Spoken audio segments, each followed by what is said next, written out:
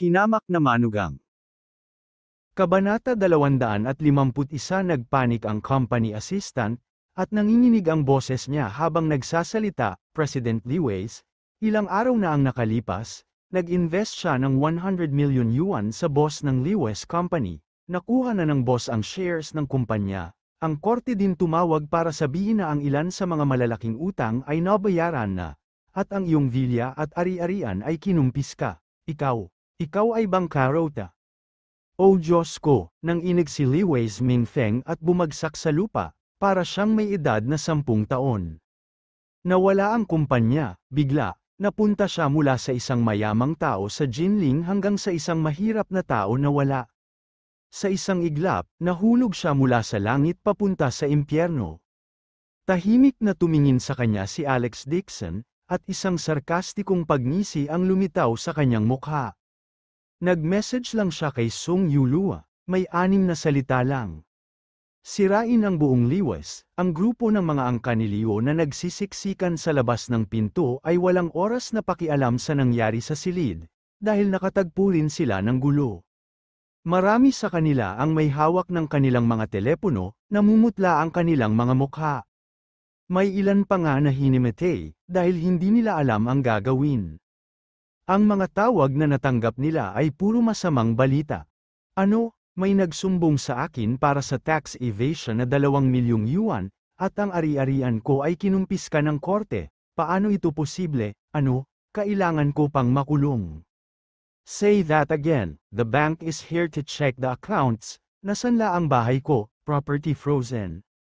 Ako, bumagsak na ang shares na binili ko with 10-fold leverage from loan sharks. How can I pay back so karaming pera? Tatalo na lang ako ng building.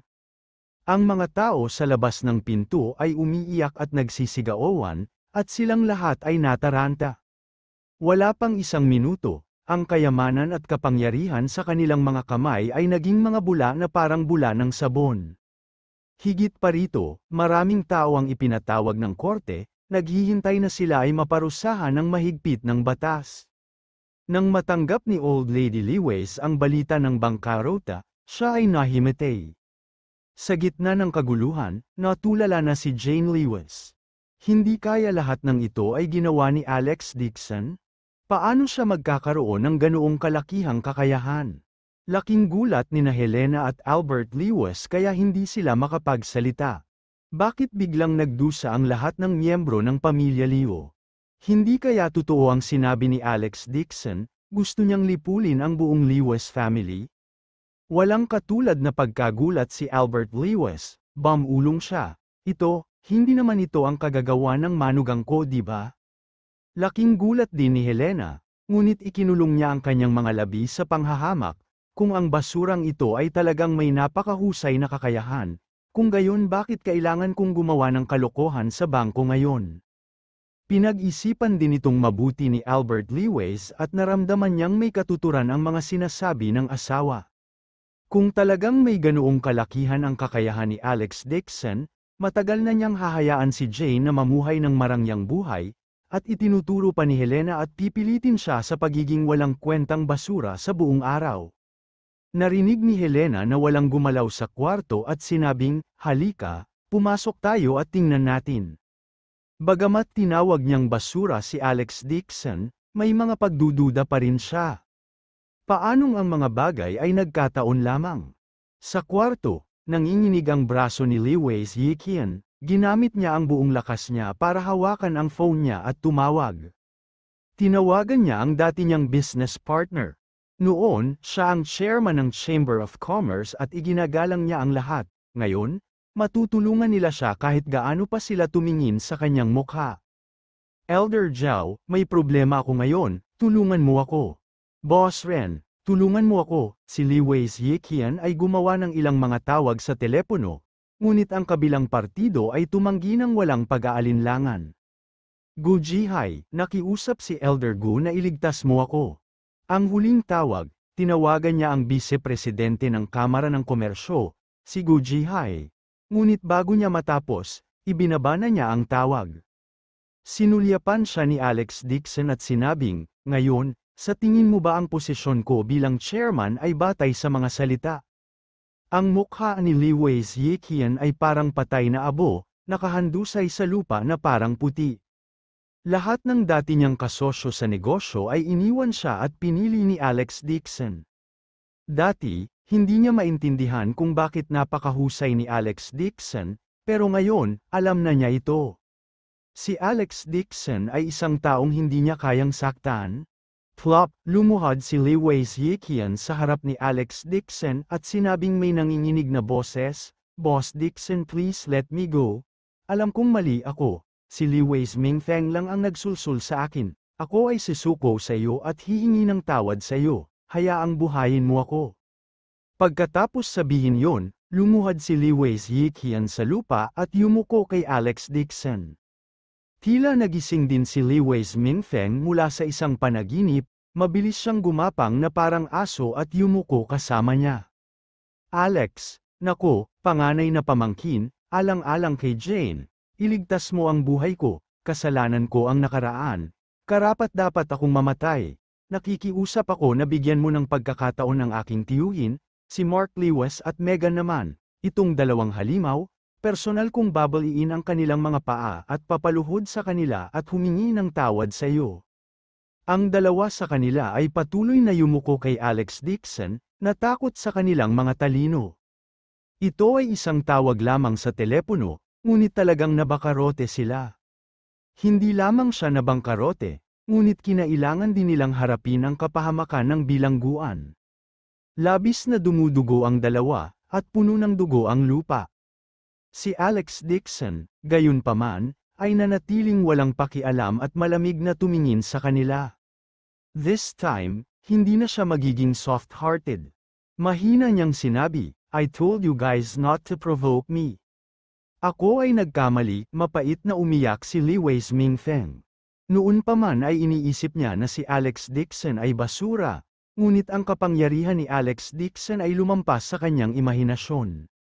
Isang simpleng Lewis family, Alex Dixon ay madaling sirain ito. Ito ay kasing hirap ng pagbuga ng alikabok. "It's too late," malamig ang ekspresyon ni Alex Dixon habang sinasabi niya. At saka, ayokong malaman ng pang-apat na tao ang tungkol sa nangyari sa kwartong ito ngayon. Kung hindi, ipapawala ko kayong lahat sa mundong ito at maranasan kung ano ang pakiramdam ng mabuhay kaysa patay. Walang pakialam ang tono nito. Ngunit sabay na nanginginig ang dalawang lalaking nakaluhod sa lupa. Labis na natakot si Liwei Zhiqian, wala siyang pag-aalinlangan na kung lalabanan niya si Alex Dixon, isang sentensya lang para lipulin niya ang kanyang buong pamilya. Bukod dito, natatakot siya na ang kanyang buong pamilya ay pahirapan hanggang mamatay. Nanginginig din si Liwei Mingfeng, siya ay naging isang takot na ibon. Hindi siya naglakas loob na sabihin ang salitang hindi kay Alex Dixon. At least, kaya pa niyang panatilihin ang buhay niya. Akmang tatalikod na si Alex Dixon, mula sa likuran niya ang gulat na sigaw ni Helena. "Alex Dixon, anong ginawa mo?" Namamanhid ang anit ni Alex Dixon, ang biyenan ba niyang ito ay ipinadala ng langit upang siya ay apihin, bakit siya nagpakita sa isang kritikal na sandali nang hindi gumagawa ng tunog? Inayos niya ang sarili at tumalikod, nakita niya si Helena na nakatayo sa likuran niya na may gulat na ekspresyon. Nakatayo din sa gilid si Albert Lewis na tulala na may natulala na ekspresyon. "Nanay," subconsciously tumawag si Alex Dixon. Biglang sumulpot si Helena at galit na tinulak at sinaktan siya. "Basura, inatake mo na naman ba ang acting patriarch at ang tiyuhin mo, you morning star? Papatayin mo ba ang aming Lewis family?" "Mom, hindi ko sila nataman." Alex Dixon dodged in a sorry state. "Bolsh asterisk T, tinalo mo pa sila sa lupa." Galit na galit si Helena kaya sinaktan niya si Alex Dixon ng ilang beses at halos sumabog ang baga niya. Pagkapasok niya sa pinto, nakita niya sina Liwei Zhiqian at Liwei Mingfeng na nakaluhod sa lupa na duguan ang mga ulo. She subconsciously thought na inatake silang dalawa ni Alex Dixon. Sa sandaling ito, sinabi ni Liwei Zhiqian sa takot, "Hipag, Boss Dixon, hindi kami sinaktan ni Alex, kami yun, ubo, nahulog kami at nahulog sa harap niya." Natigilan si Liwei's Mingfeng at mabilis na sinabi, "Oo, kami ang gustong lumuhod." "Ay, hindi, nahulog kami." Halos mambola si Helena sa salitang hipag. Siya ang gumaganap na patriarch ng pamilya ng Liweis, siya ay karaniwang mataas at makapangyarihan, at hindi kailanman tumingin sa kanya sa mata. Gayunpaman, napakagalang niya sa kanya. Tumingin si Helena kay Alex Dixon na may pagdududa at nagtanong, "Nahulog ka ba talaga? Bakit hindi siya kamukha niya?" Kabanata 252. Mabilis na tuma-NGO si Liweis Yiqian at sinubukan ng kanyang makakaya na pilitin ang isang nakakabigay puri ng ngiti sa mukha ni Helena. Tiningnan din ni Liweis Mingfeng si Albert Liwes sa paraang nakakabigay puri, sinusubukang ipagmamakaawa ang kanyang nakababatang kapatid para sa kanya. Pareho silang lumuhad sa lupa, kung wala ang utos ni Alex Dixon, hindi sila naglakas loob na bumangon. Lalabas muna ako," malamig na sabi ni Alex Dixon, saka tumalikod at umalis. Nawasak ang Liwes family. Ang dahilan kung bakit niya binuhay ang dalawang taong ito ay dahil ayaw niyang ilantad ang kanyang pagkatao, at dahil na rin sa kabaitan ng kadugo ng kanyang asawa. Tungkol naman sa pagkakautang ng dalawang taong ito, pinilit sila sa isang sulok ng may utang, tumalon man ito sa isang gusali o nagpakamatay sa pamamagitan ng pagsunog ng uling, wala itong kinalaman sa kanya. Nakita ni Helena ang acting patriarch na nakaluhod at sa sobrang takot ay nanginginig ang buong katawan. Galit siyang sumugod at sinampal si Alex Dixon. "Basura, napakalaking sakuna ang ginawa mo. Gusto mo bang patayin ang pamilya natin?" Nang iabot niya ang kanyang kamay, tila may mga mata si Alex Dixon sa likod ng kanyang ulo, bigla siyang napalingon at mariing hinawakan ang kamay ni Helena. Sandaling natigilan si Helena, hindi lang siya makapaniwala sa sariling mga mata. Itong bakla, kadalas ay hindi man lang siya ng ahas na gumanti kapag siya ay binugbog at pinagalitan. Ngayon, talagang naglakas loob siyang kumilos. Hindi na agad napigilan ni Helena ang galit at mariing napag-alitan. "Walang kwenta. Sino ang nagbigay sa'yo ng lakas ng loob para maglakas loob na kumilos sa akin?" Malamig na sabi ni Alex Dixon, "Nay, kadalasan nirerespeto kita dahil nanay ka ng asawa ko, pero hindi ibig sabihin na natatakot ako sa iyo." Sa wakas, nasabi na niya ang gusto niyang sabihin sa isang hininga. Sa loob ng napakaraming taon, siya ay nasa bahay, na ganoon kay Helena na basta-basta magmura at bugbugin siya. Ayaw lang niyang malagay sa mahirap na posisyon ang kanyang asawa. Si Liweis Yiqian at ang kanyang asawa, na nakaluhod sa lupa, ay natigilan, nanginginig silang lahat. Nililigawan ni Helena si kamatayan, kailangan lang igalaw ni Alex Dixon ang kanyang daliri para mawala ang matandang hag na ito ng walang bakas. Siyempre, lumuhad silang dalawa sa lupa at walang lakas ng loob na gumawa ng ingay. Dahil kailangan nilang ilihim ang pagkakakilanlan ni Alex Dixon, kung hindi, ang buong Liwes family ay mawawala sa mundong ito ng walang bakas. Ilang beses na nagpumiglas si Helena, ngunit hindi siya makawala. Sa sobrang galit niya ay nagmura siya. "Basura, sinong nagbigay ng mukha sa'yo? How dare you hit me? Isa kang asong pinalaki ng ating Liu family, kaya kitang hampasin kahit kailan ko gusto, kaya kitang magalit kahit kailan ko gusto, hindi ka man lang umutot." Mabangis at hindi kaaya-aya sa pandinig ang kanyang pagbulyaw, maging sina Liweis Yiqian at Helena ay hindi nang ahas na ipagpatuloy ang pakikinig, sa takot na sampalan ni Alex Dixon si Helena hanggang sa mamatay sa sobrang galit. Hindi alam ni Helena na siya ay naglalakad sa isang mahigpit na lubid sa linya ng buhay at kamatayan. Galit pa rin siyang nagmura, "Basura na walang kakayahan, hindi ko rin alam kung paano ipinanganak ng tatay mo ang basurang tulad mo." Biglang nagdilim ang mukha ni Alex Dixon, hinawakan niya ang palso nito at malamig na sinabing, "I'm warning you, pwede mo akong pag-alitan, but if you dare to mention my family again, I won't forgive you." Biglang naramdaman ang palso ni Helena na parang sinalo ng pang-ipit ng tigre, napasigaw siya sa sakit. Pagkasabi ni Alex Dixon ay bigla niyang binawi ang kamay niya. Agad na nawalan ng balanse si Helena at bumagsak sa lupa na nakasubsob sa mukha, nahulog siya sa lupa at nakagat ng aso. At tumama lang ang kanyang noo sa sulok ng mesa, dahilan para dumyugo agad ang kanyang ulo. Napasigaw siya sa sakit at parang asong baliw, sumugod siya para bugbugin si Alex Dixon. Gayunpaman, nang iangat ni Helena ang kanyang ulo, hindi niya maiwasang manginig. Sa sandaling ito, tila nagbago si Alex Dixon sa ibang tao, ang kanyang buong katawan ay naglalabas ng nakakatusok na lamig, at ang kanyang mga mata ay puno ng layuning pumatay.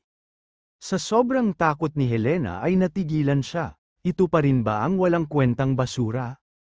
Malamig ang mukha ni Alex Dixon, at akmang tatalikod na siya.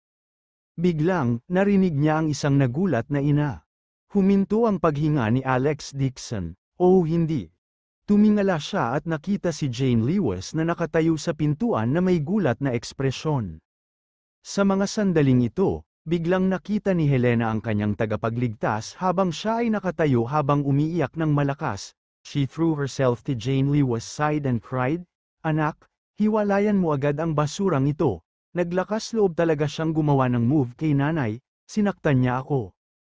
Gulat na gulat ang mukha ni Jane Lewis, hindi siya naniniwalang tatamaan siya ni Alex Dixon, ngunit may kapirasong balat na nabasag sa noo ni Helena at tumutulo ang dugo sa kanyang mukha, nagdulot ito ng sakit at galit sa kanyang puso. Kumunat ang noo niya at tumingin kay Alex Dixon at nagtanong, "Nataman mo ang nanay ko?" Ay natahimik si Alex Dixon saglit at tahimik na tuma-NGO. Kung sinabi niyang hindi niya sinaktan, ginawa niya. Karaniwang pinapagalitan siya ni Helena, ngunit kapag iniinsulto niya ang kanyang ama, pabigla-bigla nitong hinawakan ang braso ni Helena at itinulak ito sa lupa. "Anak, hindi lang niya sinaktan si nanay, sinira niya rin ang pamilya natin." Puno ng uhog at luha ang mukha ni Helena habang hinihila niya si Jane Lewis at umiiyak, sinaktan pa niya ang gumaganap na patriarch at ang iyong malaking tiyuhin, kaya napilitan silang lumuhad. Nagulat si Lewis Yikian na nakaluhod sa lupa at mabilis na umiling, "Ako, tayo mismo ang nahulog." Pagkasabi nun ay mabilis na tumayo ang dalawa, pinaliit nila ang kanilang mga katawan at tumingin kay Alex Dixon, mabilis silang lumabas ng pinto. Nahuhulog, sinulyapan siya ni Jane Lewis at lumubog ang magandang mukha nito. Nakikilala pa rin niya ang pagitan ng pagluhod at pagbagsak, nakaluhod silang dalawa ng maayos, halata namang nakaluhod sila, hindi nito kayang lokohin ang kanyang mga mata. Sa ilang sandali, isang alon ng pagkabigo ang biglang bumalat sa kanyang puso. Alex Dixon, ang alam mo lang gumamit ng dahas para malutas ang mga problema. Parehong malungkot at malungkot si Jane Lewis, may napag-alitan man si Helena, siya pa rin ang kanyang biological mother, paano kaya nataman ni Alex Dixon ang isang tao? Gustong magpaliwanag ni Albert Lewis, ngunit tila may mga mata si Helena sa likod ng kanyang ulo, agad niya itong pinandilitan ng nagbabantang tingin. Siya ay orihinal na isang henpecked wife, ngunit nang malaman niya ang kanyang asawa sa kanyang mga mata, agad niyang binawi ang kanyang ulo. Napansin ni Jane Lewis at malamig na nagtanong, "Dad, si Alex Dixon ba ang unang umatake?" Ito, ay kinabahan si Albert Lewis, huminga siya ng mahaba at sinabing, "Ang nanay mo unang nagpagalit kay Alex," at pagkatapos ay sinampal niya ito. Bago pa man siya matapos magsalita ay biglang umikot ang mata ni Helena at diretsyong bumagsak sa lupa. "Nanay," napasigaw si Jane Lewis sa gulat at mabilis na inalalayan si Helena. Natural, hindi niya napansin ang mga salita ni Albert Lewis. Ang pagbagsak ni Helena ay natakot din kay Albert Lewis, agad siyang tumakbo para tingnan. Tanging si Alex Dixon lang ang nakatayo, napatingin siya kay Helena na nakahandusay sa lupa at talagang walang magawa sa puso niya. Talagang nagkaroon siya ng ganoong biyenan, si Helena. Para hindi magsabi ng totoo ang biyenan, nagkunwari talaga siyang nahimatay. "Ma, kamusta na? Ayos ka lang ba?" Sa sobrang takot ni Jane Lewis ay tumulo ang mga luha sa kanyang mga mata. Walang magawa si Alex Dixon, lumakad siya pasulong at sinabing, "Titingnan ko ang kalagayan ni nanay." Hindi na kailangan, si Jane Lewis ay labis na nadismaya sa kanyang puso, malamig na sabi niya, "Kung may dissatisfaction ka sa nanay ko, pwede mong sabihin ng malakas, pero paano mo siya aatake? Kung ayaw mong makasama ako, pwede kang mag-propose ng divorce anumang oras, hindi mo kailangang ilabas ang iyong galit sa aking ina. Pagkatapos sabihin yon, tinulungan nila ni Albert Lewis si Helena na bumangon mula sa lupa at dirdiretsong lumabas ng pinto. Punong-puno ng pait ang tiyan ni Alex Dixon. Anong klaseng kasalanan ang nagawa niya sa kanyang nakaraang buhay para magkaroon ng ganitong aktor na biyenan? Pero hindi niya hahayaang magkamali ang asawa ng ganito. Natitiis lang ni Alex Dixon ang galit at hinabol siya. Binalak niyang gamitin ang kanyang acupuncture point para mapilitan si Helena na magising at sabihin sa kanya ang lahat. Nang hahabulin na sana siya nito, biglang lumingon si Jane Lewis at malamig na sinabi, "Pumunta ka at hanapin ang iyong Su Ching Cheng. Hihintayin ko ang iyong diborsyo bukas." Kabanata 253. Habang nagsasalita si Jane Lewis, nakaramdam siya ng matinding kirot sa kanyang puso. Ang background ng pamilya ng Lewis family ay hindi maikukumpara sa Su family. Si Alex Dixon ay hindi nakagalaw kay Helena sa loob ng napakaraming taon, ngunit ngayon, talagang sinira niya ang ulo ni Helena. Marahil ay hindi niya ito minahal ng lubusan. Ngayong hinanap siya ni Su Ching Cheng, pinagsisihan niyang pinakasalan siya. Natigilan si Alex Dixon. Bakit siya nagkaroon ng conflict sa kanyang biyenan? Bakit muling binanggit ng kanyang asawa si Su Ching Cheng? Ano ang nangyayari sa kanyang ulo? Pero kahit na ano, ayaw ni Alex Dixon na hiwa-hiwalayan si Jane Lewis dahil sa kanyang biyenan, itong troublemaker. Hahakbang na sana siya para magpaliwanag ng bumuntong hininga si Albert Lewis at sinabing, "Alex, umuwi ka muna." Nagalit si Jane, "Habang nagpaliwanag ka, mas lalong naging magulo." Paggising ng nanay mo, hahayaan kong magpaliwanag ang nanay mo, malinaw ang bagay. Nang marinig ito ng biyenan, napatigil lamang si Alex Dixon sa kanyang mga yapak. Duguan si Helena sa pagkakabangga at nagkunwaring nahimete. Natatakot siyang umakyat at magpaliwanag sa sarili. Hindi alam ng kanyang biyenan na muli siyang mag-aartista at gaganap bilang isang uri ng mapait na eksena. Walang kwenta kahit paano niya sinubukang ipaliwanag ngayon. Hintayin na lang niyang kumalma si Jane Lewis bago ipaliwanag sa kanya ang sitwasyon. Nang magtungo sa ospital ang pamilya ng kanyang biyenan, wala rin ang bahay. Si Alex Dixon ay nasa bahay mag-isa at hindi makatulog. Nakaupo lang siya at nalilinang saglit ang mind law bago pumunta sa bintana para tingnan ang dalawang buto. Hinanap niya ang 9 profound heaven scripture, ngunit hindi pa rin mahanap ang pinagmulan ng dalawang buto.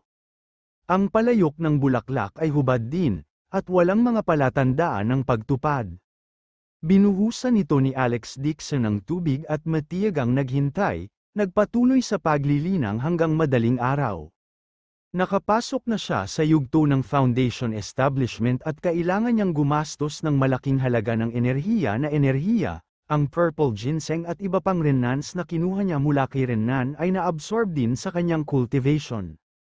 Nasipsip na rin niya ang dalawang bato. Susunod, kailangan niya ng higit pang makalangit na mga materyales at makalupang kayamanan upang tumulong sa kanyang paglilinang.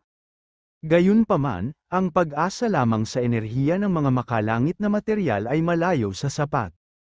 Napaisip si Alex Dixon, ang kanyang villa ay nasa tabi ng isang bundok at isang ilog, isang magandang lugar para sa paglilinaw. Kung mag-set up siya ng magic formation sa paligid at makakalap ng spirit energy ng langit at lupa, ito ay lubos na magpapalaki sa kanyang cultivation. Kinaumagahan, bumangon si Alex Dixon at pumunta sa ospital. Buong gabing hindi bumalik ang kanyang asawa. Tumawag muli ang biyenan upang magpaalam sa kanya na si Helena ay na-check sa ospital at walang nangyari. Kapag siya ay nagising, magpapalabis siya sa kanyang anak at sasabihing sinaktan siya nito. Hindi man lang nagkaroon ng pagkakataong magsalita ang biyenan bago siya pinalaya sa ospital ni Helena, kailangan lang niyang pumunta sa antique shop. Inalo ni Albert Lewis si Alex Dixon sa telepono at bumuntong hininga, "Ganito ang nanay mo. Huwag mo na siyang pagtalunan. Mamaya, sasabihin ko kay Jane ng pribado, makakatagal ka pa ng ilang araw." "Tay, salamat. sabi ni Alex Dixon, ngayong nasa tabi na niya si Albert Lewis, nakahinga siya ng maluwag. Parang lahat ng hirap na ginawa niya sa nakalipas na 4 na taon ay walang kabuluhan, nakita na ng biyenan ang lahat. Maliban kay Helena, iniba ng biyenan ang usapan at nakangiting sabi, Alex, malapit nang magbukas ang tindahan ko. Ngunit walang gaanong mga antik sa tindahan, may kilala ka bang antique dealer? Bibili ako ng mga antik at ilalagay ko sa tindahan. Pumayag naman agad si Alex Dixon nang mabalitaan niyang gustong bumili ng mga antigo ang biyenan. Anyway, basta may pera siya, anong mga antik ang hindi niya mabibili? Nagmamadaling sinabi ng biyenan, huwag masyadong mahal, ito, medyo masikip ang pera. Dad, naiintindihan ko. Tuma NGO si Alex Dixon. Ang halaga ng pagbubukas ng antique shop ay hindi isang bagay na maaaring bayaran sa 2 o 3 milyon lamang. Minsan, ang presyo ng isang antigo ay hindi ng 10 milyon. Pagkatapos tumawag, agad na tinawagan ni Alex Dixon si Song Yulua, hiniling sa kanya na bumili ng isang batch ng mamahaling mga antik at magbukas ng tindahan para sa biyenan. Mabilis na ginawa ni Song Yulua ang mga bagay. Makalipas ang ilang oras, tumawag siya para mag-report. Young master, I bought 23 antiques. They are worth 150 million, gusto mo ipadala sa tindahan o sa bahay? Higit sa 100 milyon, kumunat ang noo ni Alex Dixon. Bahala na ang 100 million antique, baka kahit 10 milyon, hindi kakayanin ng biyenan. Masisisi lang niya ang sarili niya dahil hindi niya sinabi ng malinaw kay Song Yulua. Saglit siyang nag-isip at inutusan si Song Yulua na pansamantalang itabi ang mga antik. Pagkatapos nito, tinawagan niya si Zhang Ermao. Na-flatter si Zhang Ermao nang matanggap niya ang tawag ni Alex Dixon. You, Master Dixon, tinawag mo talaga ako ng personal. Araw-araw kitang nami-miss. Cut the crap, masungit na pinutol siya ni Alex Dixon. Noong nakaraan, palihim siyang itinapon ng matandang Soro na ito sa mga imburnal at palihim na kinuha ang gamot at ibinente kay Renfeng. Nang maglaon, nagdulot siya ng sunod-sunod na kaguluhan at hindi pa naayos ang score kay Zhang Ermao. Alam din ni Zhang Ermao na mali siya, kaya ngumiti siya at sinabing, Master Dixon, kung mayroon kang mga taguba Dixon sabihin mo lang sa akin, kahit ako, Ermao, dumaan sa apoy at tubig, tiyak na gagawin ko. Ako, lalaki, talagang gagawin ito. Kinuha lang ni Alex Dixon ang pangako niya bilang umutot. Malamig niyang sabi, may isang bagay na iiwan ko sa iyo. Kung hindi mo magawa, babawi ako sa iyo ng may interes. Master Dixon, tiyak na gagawin ko ito. Sa sobrang takot ni Zhang Ermao ay mabilis siyang tuma-NGO. I have a batch of antiques here, you can sell them to me, father-in-law, Alex Dixon said. Tandaan mo, huwag mong sabihing binili ko, sabihin mo lang na tinanong kita tungkol dito, nagkataon lang, mayroon kang batch ng mga antik na gusto mong ibenta. Magkano ito? Nag-isip sandali si Alex Dixon at sinabing, 500,000. Sa anumang kaso, sila ay pamilya, kung hindi siya natatakot na pagdudahan siya ng biyenan, maaari niya itong ibigay sa kanya ng libre. Noong una, naisip ni Alex Dixon na hanapin ang boss ng Treasure Pavilion, Bao Fugi, at iba pang mga antigong mga ngalakal. Gayunpaman, ang mga taong ito ay karaniwang malayo at matalas ang mga mata, masasabi nila ang halaga ng isang antigo sa pamamagitan lamang ng pagtingin dito. Natatakot din siya sa mga taong ito ay ilantad ang kanilang sarili at hayaang makita ang mga pahiwatig, kaya naisip niya si Zhang Ermao. Dahil sa kakayahan ni Zhang Ermao na magsalita ng wika ng tao at magsalita ng walang kaparehon, ang biyenan ay hindi kailanman magdududa. Huwag kang mag-alala, ako, si Zhang Ermao, gagawin ko ang anumang sasabihin ni Master Dixon kahit mamatay ako. Sumang-ayon kaagad si Zhang Ermao. Nang matapos si Alex Dixon sa pagtawag, inutusan niya si Song Yulua na ipadala ang mga antik. Papunta na sana siya sa ospital nang biglang tumunog ang phone niya na para bang may hinihimok siyang gawin. Tumingin si Alex Dixon sa phone niya at kumunat ang noo. Kabanata 254 ang tawag ay galing kay Renan. Humingi na siya ng permiso na pumunta sa Jinling para makipag-usap sa kanya, kaya kinailangan munang sagutin ni Alex Dixon ang telepono. Nakarating na pala sina Renan at Boss Ren sa Jinling City at pupuntahan sana siya. Nag-alinlangan sandali si Alex Dixon at nagpas siyang makipagkita muna kay Renan. Sa anumang kaso, nananatili pa rin ang galit ni Jane Lewis sa mga oras na ito. Bukod dito, malamang na pinalaki ni Helena ang mga bagay sa ospital at naglagay ng higit sa 100 sisihin sa kanya, kung napunta siya sa ospital ngayon, para siyang tamaan ng buzzle ng baril. Gayunpaman, tumawag pa rin si Alex Dixon kay Jane Lewis para tanungin ang kalagayan ng kanyang biyenan. Ang resulta ay pareho sa kanyang naisip. 4 o 5 tawag siya sa telepono, ngunit hindi sinasagot ni Jane Lewis. Ang huling telepono ay nagring ng higit sa 1 beses, sa wakas ay kinuha ni Jane Lewis ang telepono, ngunit malamig na sinabi, "Hindi mo na ako kailangang tawagan." Nabasag ang noo ni nanay, buong gabi siyang umiyak, na nagsasabing aabutin ito ng daan-daang libong plastic surgery. Siya ay ginagamot pa rin ang kanyang karamdaman at pinapahinga siya ng doktor. Huwag mo siyang istorbohin. Pagkatapos niyang sabihin yon, binabana niya ang tawag nang hindi na hinintay na magsalita si Alex Dixon. Isang abalang boses ang nanggagaling sa telepono. Hindi nakaimik si Alex Dixon, napakamot lang ng kuko sa noo si Helena, napakalaking piraso ng balat yon, at siya mismo ang tumama dito, nasa 50s na siya, kailangan pa rin niya ng plastic surgery, ngunit pakiramdam niya ay hindi pa yun sapat. Nag-book ang Ren family ng isang pribadong kwarto sa Chindian Pavilion at hinintay na dumating si Alex Dixon. Nang makita nilang pumasok si Alex Dixon, agad na tumayo ang mag-ama ng Ren family at magalang na inanyayahan siya ng upuan. Si Alex Dixon ay hindi tumayo sa seremonya at pumunta sa upuan ng karangalan. Ang mag-ama mula sa Ren family ay nagpalitan ng pakiramdam at pagkatapos ay iniulat ang pag-unlad ng kumpanya ng parmasyutiko sa kanya. Sinimulan na ang pagtatayo ng pabrika ng parmasyutiko ng Haicheng at nagsimula na ring itayo ang gusali, sinuportahan din ito ng ilang branch president ng buong lakas, at napakabilis ng pag-unlad ng konstruksyon. Hinikayat din ni Elder Go ang pamahalaang munisipyo na bigyan ang pabrika ng parmasyutiko ng isang preferential tax exemption policy. Pagkatapos iulat ang progreso ng kumpanya, si Renan ay nag-alinlangan sandali at sinabing, "Master Dixon, alam mo ba ang tungkol sa orihinal na pinuno ng alyansa, si Liwei Ziqian?" "Ano?" Bahagyang inangat ni Alex Dixon ang ulo, bumantong hininga si Renan at sinabing, "Narinig ko mula sa kaibigan ko na biglang bumagsak ang Lewis family sa magdamag, at lahat ng 12 kumpanya sa ilalim ni Liwei Ziqian ay nabangkarote." Nagdulot ito ng sensasyon sa buong mundo ng negosyo. Hindi rin inaasahan ni Alex Dixon na kakalat sa buong bansa ang nangyari kahapon bago pa man may palabas ang balita.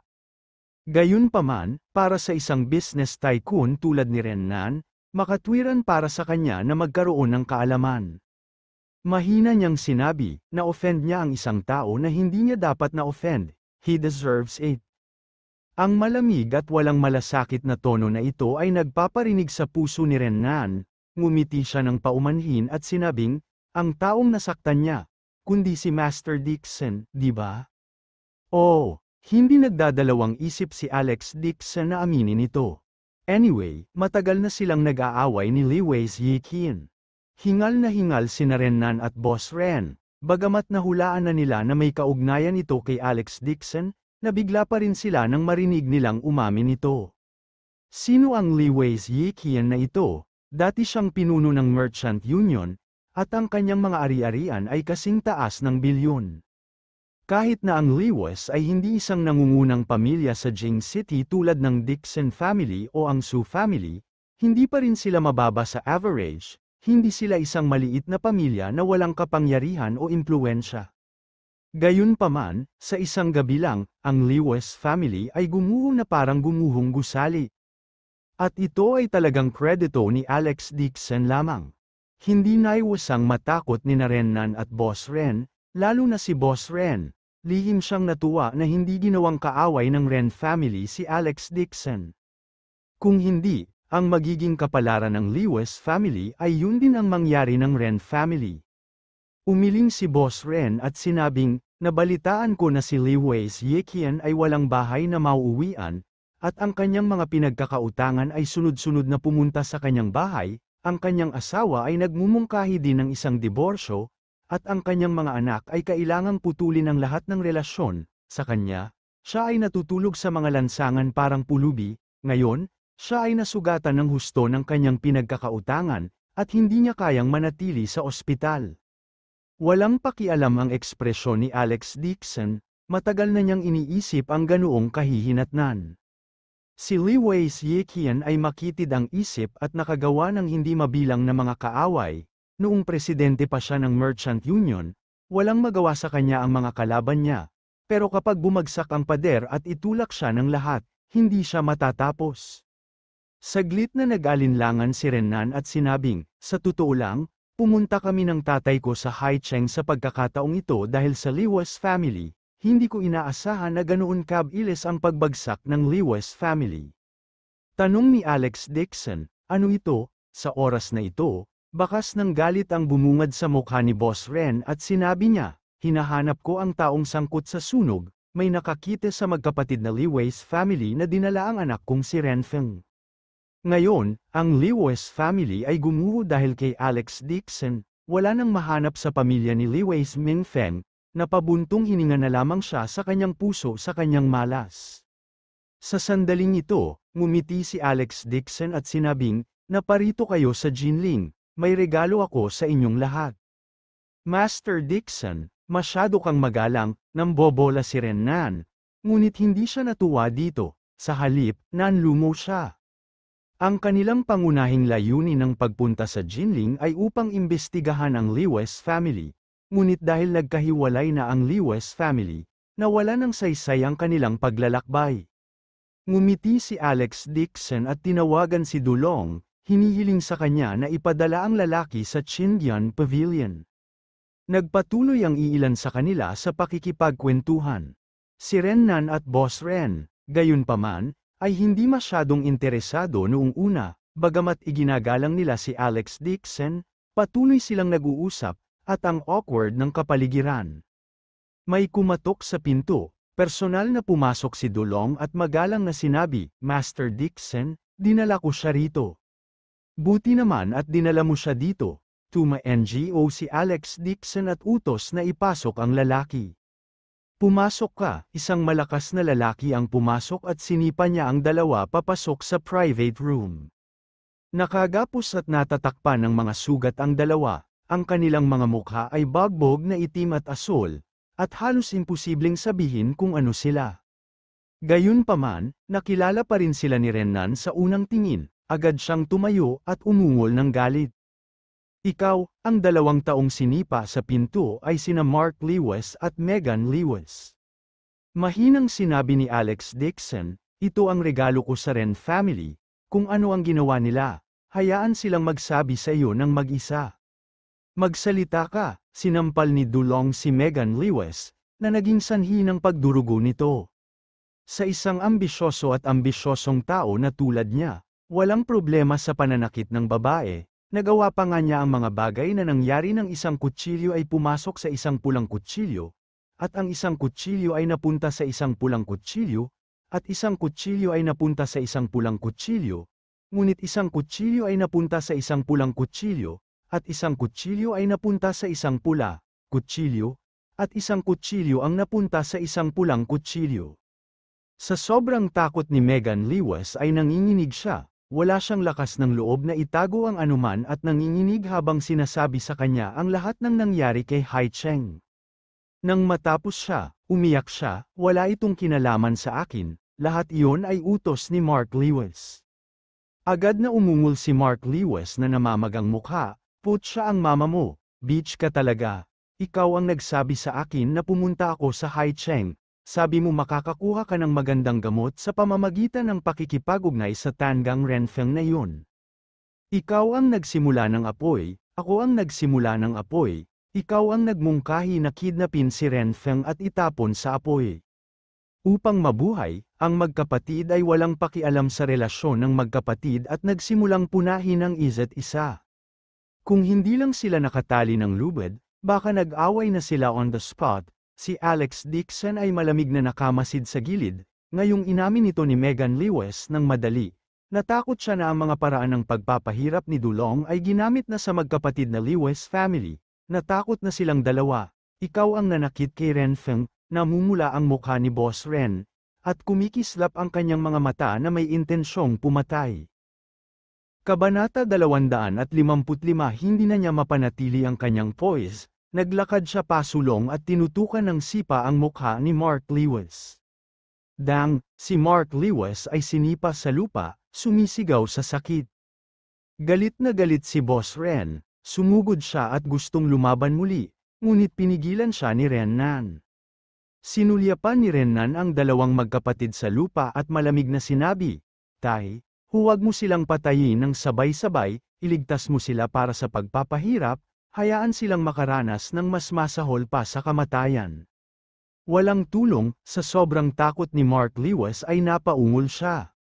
Mapatla ang mukha ni Megan Lewis, sa isang sandali ng desperasyon, bigla niyang hinubad ang kanyang damit at tumambad sa harap ng madla.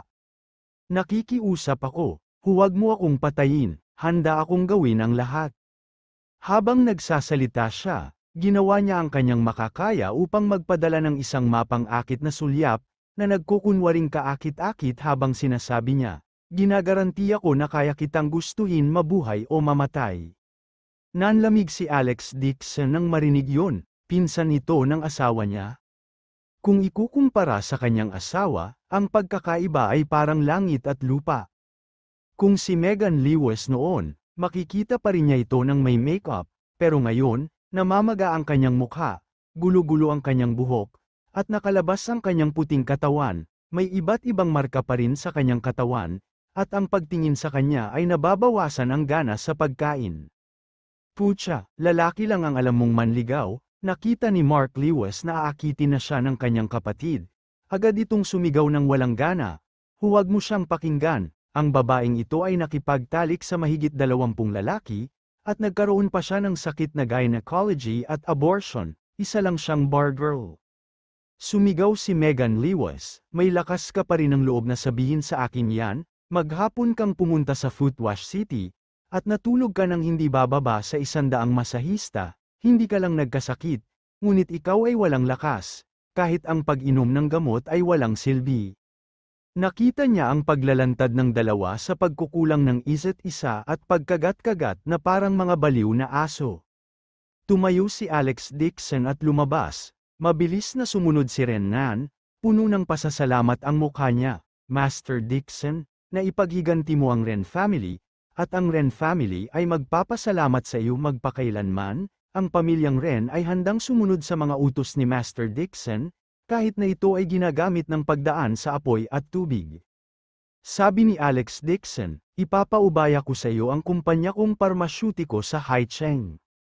Talagang gagamitin ng Ren family ang lahat ng resources nito para suportahan tayo." Mataimtim na saad ni Rennan. Tuma-NGO si Alex Dixon at lumabas ng kwarto. Sa kanyang likuran, maririnig ang kaawa-awang hiyawan ng magkapatid na Lewis family. Malamig ang ekspresyon ni Alex Dixon, hindi niya kailanman inilagay ang buong Lewis family sa kanyang mga mata. Ano ang kinalaman ng pagkatay sa buong pamilya sa kanya? Ang asawa niya lang ang inaalala niya. Pinalabas si Helena sa ospital kinabukasan, walang mali sa kanya. Nais ni Alex Dixon na makipagkasundo kay Jane Lewis. Ngunit hindi niya alam kung ano ang sinabi sa kanya ni Helena sa kanyang likuran. Bagaman hindi binanggit ng kanyang asawa ang diborsyo, ang kanyang saloobin sa kanya ay palaging malamig at walang malasakit. Maaga siyang umalis at late na bumalik, busy siya sa kumpanya. Gusto niyang kausapin ang kanyang asawa, ngunit hindi siya nagkaroon ng pagkakataon. Sa 2 araw na ito, naging abala ang biyenan sa pagbubukas ng antique shop at halos wala sa bahay. Ayaw ni Alex Dixon na manatili sa bahay, para maiwasang mapag-alitan siya ni Helena buong araw, kaya nanatili siya sa Qingyan Pavilion kasama si Ren Nan para talakayin ang pabrika ng parmasyutiko. Ang ibig sabihin ni Ren Nan ay gusto rin niyang magbukas ng branch factory sa Jinling. Nagkataon namang may kakilala siyang gustong ibenta ang pagawaan ng pharmaceutical, kaya binalak niyang diretsyong bilhin ito. Napakaliit na bagay, ibibigay ito ni Alex Dixon sa kanya. Ang balita ng pagbagsak ng Lewis family ay mabilis na kumalat sa buong Jinling, na nagdulot ng lubos na kaguluhan. Nabalitaan niyang inatake sa puso si Old Lady Lewis at dinala sa ospital para iligtas. Gayunpaman, siya ay naging paralisado at kinuha ng kanyang pamilya. Para sa kanyang anak na si Lewis Mingfeng, kasama ang kanyang dalawang anak, tila nabura na sila sa mundo at talagang naglaho. Bumagsak ang Lewis family sa Jinling magdamag, ang mga tao ay nag-uusap sa isa't isa, naghihinala kung ang Lewis family ay nakasakit ng isang makapangyarihang tao. Habang nag-uusap sila ni Ren Nan, nakatanggap si Alex Dixon ng tawag mula sa Jing City. Si Meng Nooran talaga, nang makita ang numerong ito, nagulat si Alex Dixon. Matagal-tagal na rin mula nang makontak niya si Meng Nooran, hindi kaya pupunta na naman siya sa Jinling. Pagkaraan ng mahabang panahon, malamig at mapanglo ang boses ni Meng Nooran. Kuya Alex, tagal na kitang hindi makontak, kumusta? I'm fine, may maitutulong ba ako? Saglit na nag-alinlangan si Meng Nooran at sinabing, narinig ko mula sa aking lolo na ang iyong maliit na tita ay tila pupunta sa Jinling para hanapin ka. Natigilan si Alex Dixon ng ilang segundo at maya-may sinabing, sigurado ka. Bahagyang tuma-NGO si Meng Nooran at sinabing, napag-usapan niya ang tungkol sa kontrata sa aking lolo. Noong nag-uusap sila, hindi sinasadyang nadulas siya. Nabalitaan ko na ang plano ng Dixon family na bumalik ka, parang may importante. This time, kumunat ang noo ni Alex Dixon, halo-halo ang nararamdaman niya sa kanyang puso. Pero dahil sa lahat ng nangyari noon, hindi masyadong maganda ang relasyon nila ng kanyang munting tirahan, dahil matagal na siyang nasa Jinling, bihira siyang makipag-ugnayan sa kanya. Noong taong yun, gusto niyang pakasalan si Jane Lewis, at kumalat ang balitang ito sa Jing City. Ang higit na tutol dito ay ang kanyang tiyahin, lalo na nang malaman nito ang Lewis family ay dating lingkod ng pamilya Dixon. Lalong napahiya ang munting tiya. Nagbanta pa siya na mawawala na sa mundo ang pamilya Lewis, at muntik na siyang makakita ng Cecil kay Jane Lewis. Nang maglaon, ang bagay na ito ay hindi naayos dahil sa pakikialam ng pamilya, nakaramdam din ng pagkasuklam si Alex Dixon at hindi na nagkusa na makipag-ugnayan sa kanya. Hindi niya akalain na plano talaga nitong pumunta sa Jinling at hindi niya ito ipinaalam. Nagdilim ang mukha ni Alex Dixon at nagtanong, alam mo ba kung bakit siya dumating? Hindi ko alam, umiling si Meng Nooran, ngunit may bakas ng pag-asa sa kanyang boses. Kuya Alex, babalik ka ba sa Kapitolyo? Hindi sa ngayon, walang pag-aalinlangan na sagot ni Alex Dixon. Hindi lang siya nagpakasal kay Jane Lewis sa Jinling, kundi nanatili rin siya rito, dahil na rin sa nangyari sa nakaraan. Bago naayos ang paggamit nito, hindi na siya babalik sa Dixon family. Alam ko rin naman na hindi ka na babalik, para kay Jane Lewis yun, di ba? Inggit talaga ako sa kanya. Mahina ang boses ni Meng Nooran, ang mood na kanina pa niya inaasam ay naging malungkot. Bagamat alam niyang hindi madaling babalik si Alex Dixon sa kabisera, umaasa pa rin siyang babalik ito. Kahit sa parehong lungsod, nakikita pa rin niya ito minsan-minsan. Nakita ni Alex Dixon na malungkot siya at inaliw siya. Kung pupunta ka sa Jinling para maglaro, welcome sa anumang oras. Kung pupunta ako sa Jing City, maaari din akong pumunta at makita ka. Sige, pilit nang umiti si Meng Nooran at pumayag. Sa katunayan, maraming pagbabago ang nangyari sa pamilya Meng, hindi magiging ganoon kadali para sa kanya na pumunta muli sa Jinling. Binaba ni Alex Dixon ang telepono, ngunit hindi mabitawan ang kanyang nakakunot na kilay. Noong taong yun, alang-alang sa kanyang kasal, halos gustong sirain ni Little Tia ang pamilya Lewis, gusto pa niyang mawala si Jane Lewis sa mundo, sa pag-aakalang masunurin siyang uuwi. Kahit na sa loob ng ilang taon na ito, ang little tita ay labis na hindi nasisiyahan kay Jane Lewis at ayaw siyang makita. Sana, ang kanyang paglalakbay sa Jinling sa pagkakataong ito ay para sa kapakanan ng kanyang pamilya at hindi magkaroon ng anumang alitan sa kanyang asawa. Nang ibaba ni Alex Dixon ang telepono, muling nag-vibrate ang telepono, pinindot niya ang answer button nang hindi nag-iisip.